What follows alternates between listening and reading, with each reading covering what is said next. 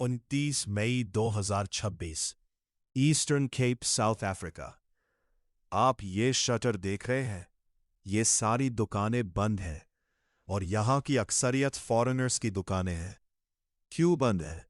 सुनो। 14 मई को मैटाटिएले शहर में 60 लोग सड़क पर निकले। उनका मुतालबा था गैर दस्तावेजी तारकीन वतन की दुकानें बंद करो। इसके बाद कुगुम्पो और कोंसी यानी ईस्ट लंदन में भी यही सूरत हाल बनी। हुकूमत ने एस्पाजा शॉप्स के लिए नया कानून लाया।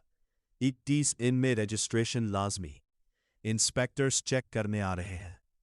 खौफ के मारे दुकानदारों ने खुद ही शटर गिरा दिए। लेकिन सिर्फ कानून नहीं, गली का दबाव भी है। मार्च एंड मार्च ग्रुप वाले डंडे लेकर दुकानों पर जा रहे हैं और बंद करवा रही है। लूट मार, तशद्दुद, धमकियों के डर से लोग सामान ले जा रहे हैं।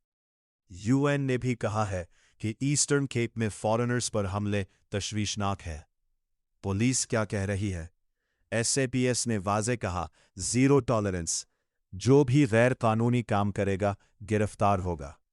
मगर सवाल यह है, जब दुकानें बंद होंगी तो गरीब का सौदा कौन देगा? रोजगार का क्या होगा? ये सिर्फ दुकानों की बंदिश नहीं, ये एक बड़े तनाव की अलामत है।